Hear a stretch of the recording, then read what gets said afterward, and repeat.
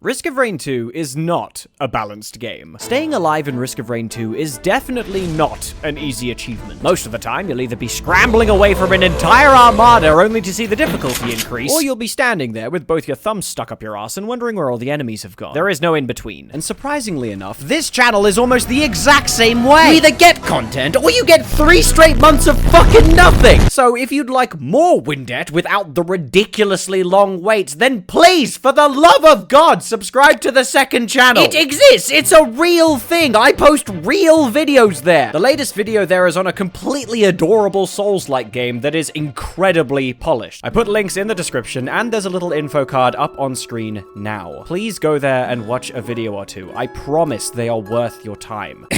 Anyways, to get back on topic, Risk of Rain 2 has 2 different kinds of run. But what if I told you that there was one other type of run that exists outside the duality of Risk of Rain? A run so perfect that you feel virtually unstoppable. These are God runs.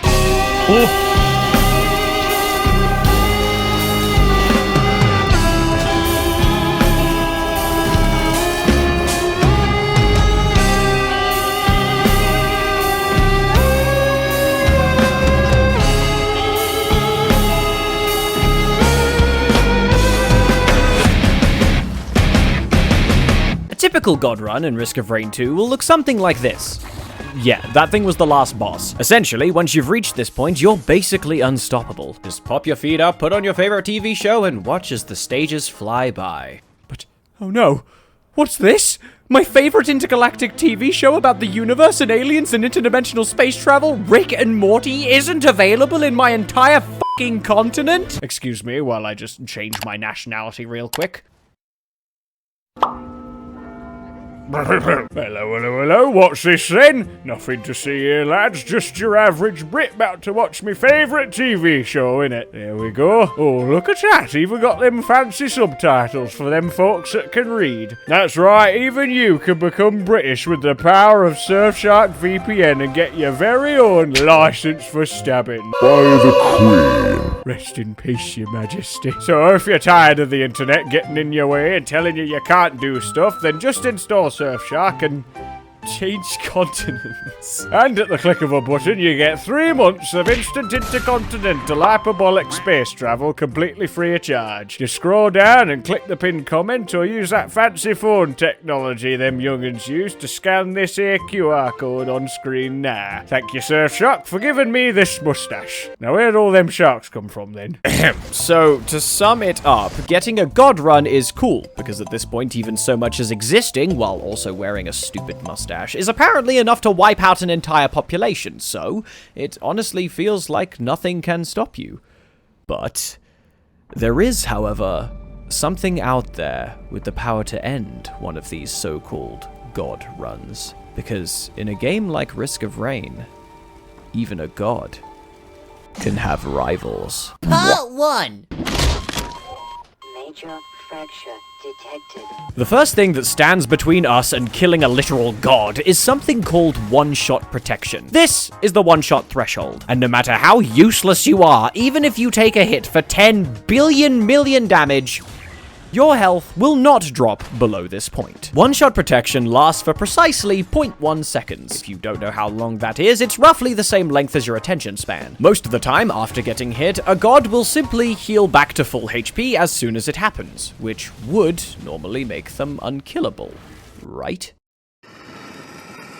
Allow me to introduce the status effect. There are 3 status effects in Risk of Rain 2 that can kill a god. The first 2 are burning and bleeding, which slowly tick your health down until you're nothing but a deformed piece of modern art molded to the terrain. And finally, there's Malachite, the status effect that completely removes the ability to heal. This, unsurprisingly, is the most threatening status effect to a god. But there just so happens to be one more weapon that Risk of Rain 2 has in its arsenal. One that ignores one-shot protection entirely.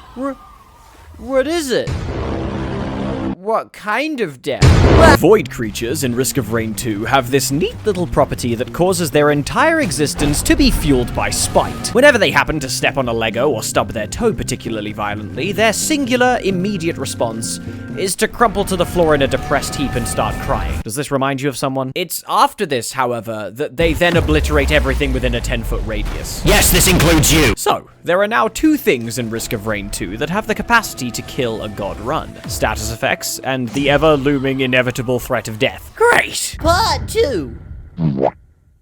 Let's start by first addressing an underlying problem with Risk of Rain 2. Risk of Rain 2 is a game with limits. Oh shit, asshole. Characters have abilities. Abilities have cooldowns, and these cooldowns usually last for a few seconds. Fortunately, there are a couple of items in Risk of Rain 2 that allow you to make these cooldowns a little bit faster. There is, however, a limit, and the game will never let you cross it. Half a second. That's the rule. No matter how hard you try, you will never get a cooldown to go below half a second. Or so we thought. You see, while the developers of Risk of Rain tried to keep the game balanced, they missed something. Something seemingly so insignificant that it could never be abused. Right? Part 3. So, our two main objectives to create this forbidden build are to ignore any and all status effects, and to somehow survive a hard-coded, spite-fueled instant kill revenge attack from Larry the Void Reaver. We'll come back to that one later. For now, though, let's take a look at how to keep ourselves clean. Our first venture into avoiding status effects comes in the form of avoiding, well, everything, including the floor. Theoretically, we could push our movement speed to the point at which the enemies quite literally cannot even dream of hitting us. But that also leads to the problem of even the player themselves being unable to control whatever the fuck's going on. Alright, back to the drawing board. We know that tougher times exist, so in theory, we could stack up enough of them to negate most of the damage we receive. Then we only need to worry about whatever's left, right? Which is good, in theory, genius, but that's actually the method that most of these god runs end up dying from anyway. It's a shame we don't have any items or equipments that can just straight up remove status effects. Sometimes you just can't win. Psych! That's right, Blast Shower exists, and it's even stronger than we imagined! Teddy bears can go get fucked! This thing's capable of making you damn near invincible! Part 4. No! Blast Shower is an equipment in Risk of Rain 2 that has only gotten stronger as time's gone by. Originally, it was just an item that saved you from one instance of bleeding, burning, or malachite status effects. That's it. Nothing special. Then, the game got an update that turned both fire and ice bands into consistent damage sources, each with a 10-second cooldown. A cooldown in the form of a status effect! Oh my god! So now Blast Shower, an item designed for defense, has the capacity to more than quadruple your fucking damage at the press of a button, because that's fucking balance! But of course, it doesn't stop there, because here's where the Survivors of the Void DLC got released. Part of it adding 3 new items to the game. Items with cooldowns. Status effect cooldowns. Gee, I wonder how this is gonna end. Fucking badly. The first item was the Singularity Band, which turned both fire and ice bands into a multi-target, crowd-controlling, black hole-creating death orb that sucks enemies into its center and then fucking implodes. Which would be completely busted if not for the insanely long 20-second cooldown. Oh, wait, no, never mind, that doesn't fucking matter anymore. Next up is Ben's Raincoat, a legendary item with the ability to completely negate any status effect on a 5-second cooldown. In other words, a fully automated blast shower. But oh, what's this? Is that a cooldown? I wonder what happens when I push this button then. And then there's Safer Spaces. Safer Spaces took the randomness of tougher times and shoved it straight up to where the sun don't shine. Instead of negating damage based on chance, now you just block the first hit. But oh, what's this?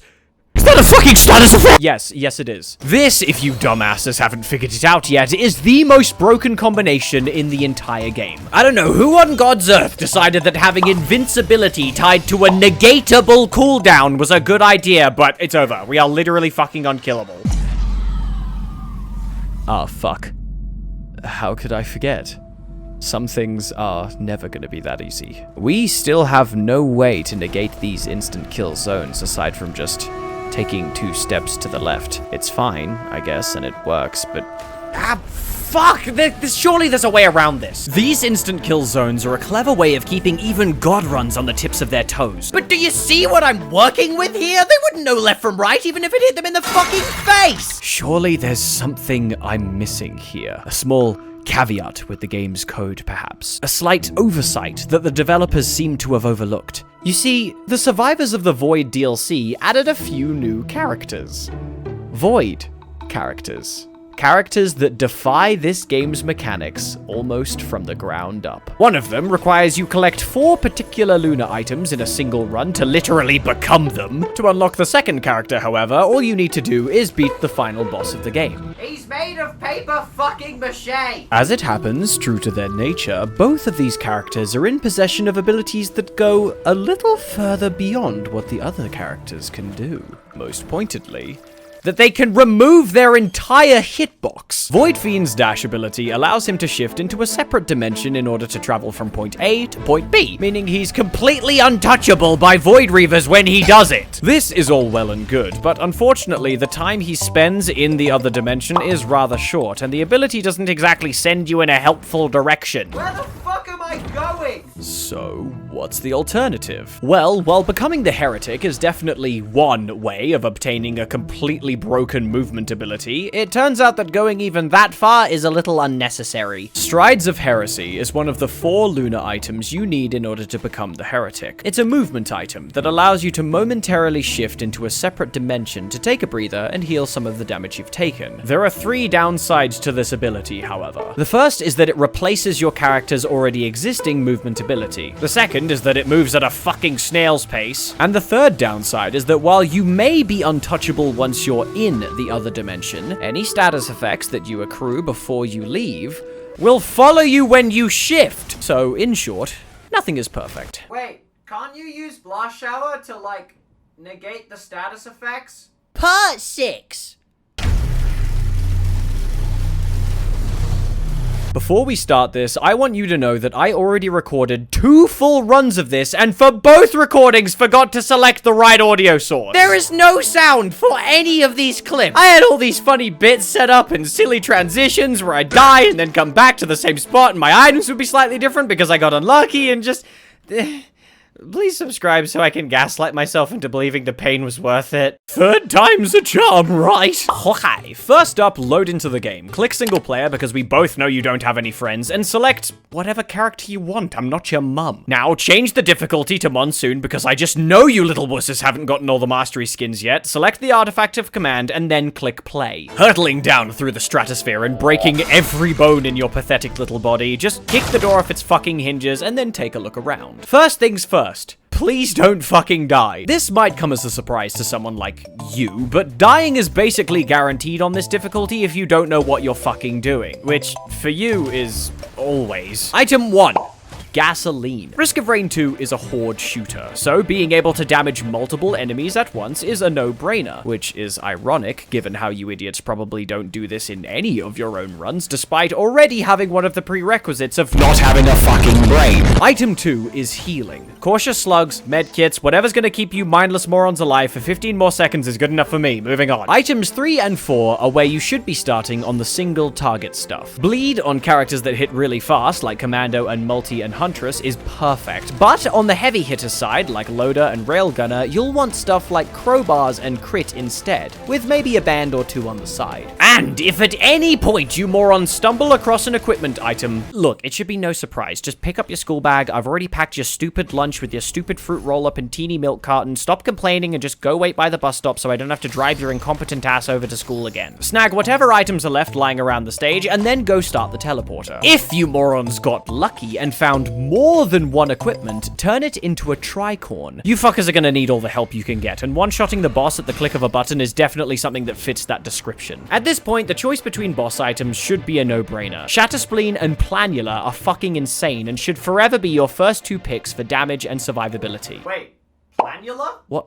Yes, Planula. The item that instantly heals you for 15 HP the second you take any amount of damage. It's insane. Oh, I've never used it. What do you mean you've never used it? This thing is like the hard counter to these fuckers that you keep dying to on Scorched Day. Actually, no, that makes way too much sense. Whatever, just shut up and move on to stage 2. At this point, I'd love to tell you that this is where we get to start stacking fuel cells, but unfortunately, your dumbass is gonna need a little more insurance before we get to that point, so pick up razor wire instead. While running around like a headless chicken definitely does suit you, please at least try to make your aimless wandering productive somehow and snag the Newt altar as you do it. Aside from that, this stage is gonna be the one where we cap out either our bleed or our crit. Any equipment items that you morons find lying around the stage get turned into tricorns for a free boss item later, and as a general rule of thumb, because you idiots likely don't know this, picking up drones with extra cash is always a good idea, as the enemies on this planet have an attention span almost as bad as yours. Try to pick up some movement speed items in between capping out your crit / bleed, and once again, while I'd love to tell you that now is the time for fuel cells, I still don't trust you, so just grab an ignition tank instead. If you do find yourself with more green items than you know what to do with and need some direction, you can start stacking either regenerating scrap if you're someone who cares about legendary, or yeah, fine, you can make a start on the fuel cells, I guess. Both are good. With that, it's time to start the teleporter, grab your tricorn if you have one and one-shot the boss, snag your next gold item. Look, I know it's tempting, but Planular is really good. Oh, for fuck's sake! Grab whatever scrap / fuel cells you can find before you leave the stage, and then head to the shop. By now, I'm sure some of you have taken a guess as to what we're picking up here, but no matter what, yeah, you guys are fucking stupid. There's no way you're guessing this. If my math is correct, then you lot shouldn't have enough scrap to get a red yet, and you also don't have enough fuel cells to make effective use of a gesture, so why the fuck are we here? To answer that question, I'd like to introduce you morons to Focus Convergence. This little item makes the teleporter zone a lot smaller, but it has the very neat side effect of also making it charge significantly faster. It might not seem like it, but time really is everything in this game. Especially once you consider that I've got to drag your ass through the hardest fucking difficulty. Alright, on to stage 3. Here we have a choice. If you're someone who cares about legendaries, then you can get the Newt along with a total of 5 regenerating scrap and then head to the shop once we're done. But while legendary stacking is fun, I want to demonstrate how this build is strong enough to survive without all that. Now, since you idiots likely won't pick up anything other than attack speed unless told otherwise, mobility is key on this difficulty, so let's start with some movement speed items. Any greens at this point are getting turned into fuel cells, especially if you already have 5 regenerating scrap, and I'm using this stage to finish grabbing all the bleed and crit that I can. If you're lucky enough to stumble across one of these at any point in the run, there's only one item you're going to get. Here's a mini demo as to what you guys will be experiencing later in the run. If we use this totem here, our shield is gone, and we took no damage. Nice. Let's just get that back real quick. Now do it again. After looking at our ridiculous gold supply and 0 health lost, it doesn't take a genius to figure out why this build is so broken. Another equipment and capped crit later, and we're just about ready to take on the next boss, who once again dies instantly. Go back to pick up your lunchbox, snag another fuel cell, and okay, now will you at least get— oh, come on! See, now you're just lagging the game. I swear to God, once I get my hands on this fucker. Charge the teleporter, refresh your shield if you get hit, and move on to stage 4. Here is one of the reasons I didn't use the shop for legendaries. On stage 4, no matter what variant you're in, there is always some way to get a legendary. The Abyssal Depths is the easiest by far, as it hides the legendary chest in the exact same spot every time and never changes. Sundered Grove makes it a little harder, as the chest can be hidden in any one of these 5 locations. And finally, Siren's Call hides the legendary chest not in a chest, but rather behind an optional boss fight that requires you to break 6 eggs around the map in order to spawn it. Just kill the boss through whatever means necessary and the item will drop around this pillar here. We landed in Sundered Grove, so after a little bit of a scavenger hunt, we found it hiding away lodged in the side of a cliff face somewhere. It needed just under 5,000 coins to open, so after eradicating the local population and shaking them down for all of their lunch money, we opened the chest and better. We got the second most important item in the run. With capped crit and enough bleed / crowbars to suffice, white items sort of become obsolete. It honestly doesn't really matter what we get, be it gasoline, armor plating, whatever works for you will do the trick, because all we need is more fuel cells.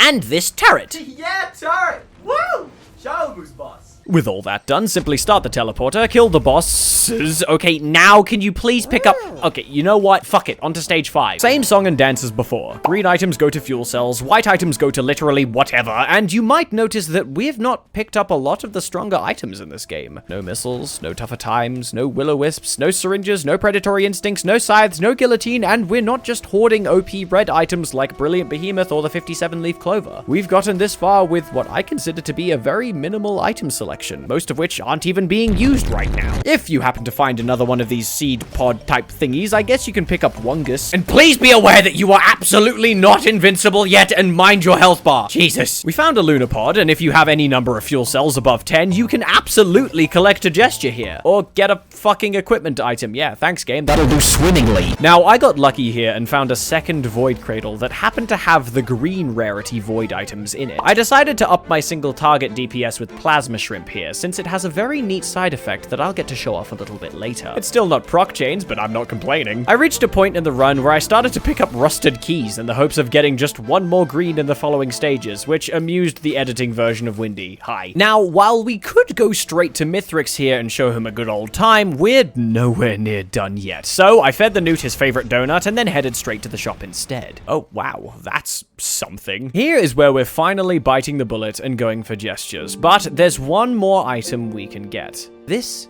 is the Eulogy. It doesn't do much for your standard runs because for every chest you open, there's now a chance that the item coming out of it is gonna be Luna. But given how pointless white items have become to us, I think it's smart to get a chance at them being another gesture instead. Back to stage 1. Here we're starting off our first loop strong, with boss spawns just being a regular thing now. And you'll notice that there's a very consistent rhythm to our equipment refreshes. We stumbled across Larry just vibing out in his natural habitat and picked up our 20th fuel cell.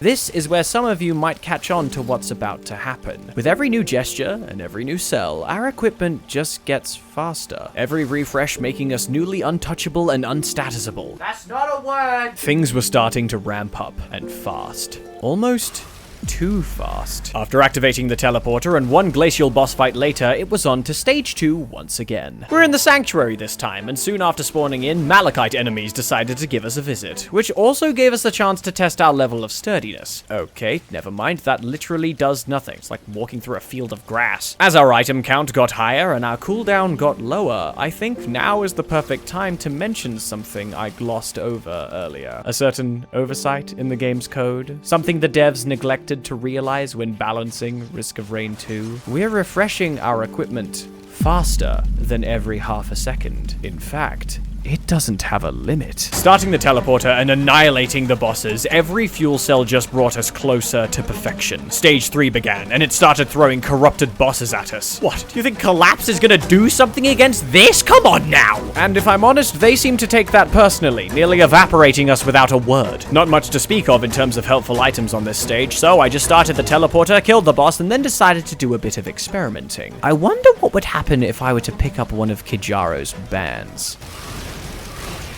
Okay, that's insane. What the fuck? Now we're back on stage 4, and I hadn't considered that my only way to trigger this fireband was using the lightning that spawns from the charged perforator we picked up on stage 2. Since we're already doing stupid things, I decided to pick up one of Runold's bands as well in order to liven up the party a little, and then got Pocket ICBM from the legendary chest, because I don't know, why the fuck not? On a completely unrelated note, did you know that having exactly 10 plasma shrimp will give you enough % damage to proc a band on every hit? I just thought that was interesting. A few items later, and after spawning the teleporter boss, I wanted to see how well our little safety bubble would hold up against an overloading stone titan.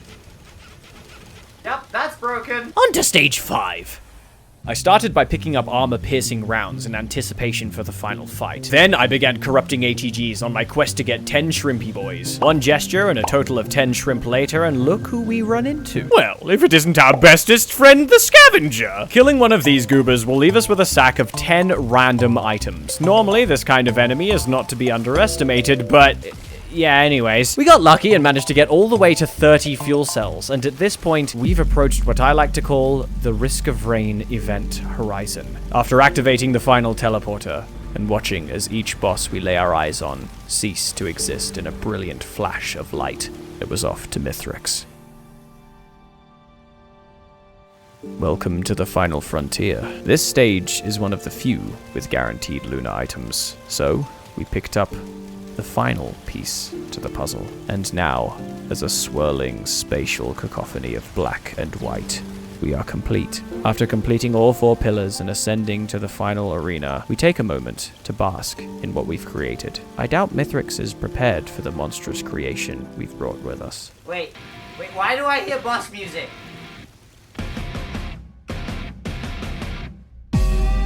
His attacks are wishful, arrogant, conceited. There is no hope for this creature, god or not. In this universe, we are the end. Even in his second phase, as he tries to spawn enemies and create great pillars of flame, they are simply extinguished upon witnessing our mere existence. He may cry or beg, but he will be capable of nothing. And while surrounded by a cacophony of swirling, flaming tornadoes, he casts a hand out to curse the very world he was created in. And oh, wait, fuck, he's taking all of our items. Shit, does anybody know what happens if you destabilize a singularity?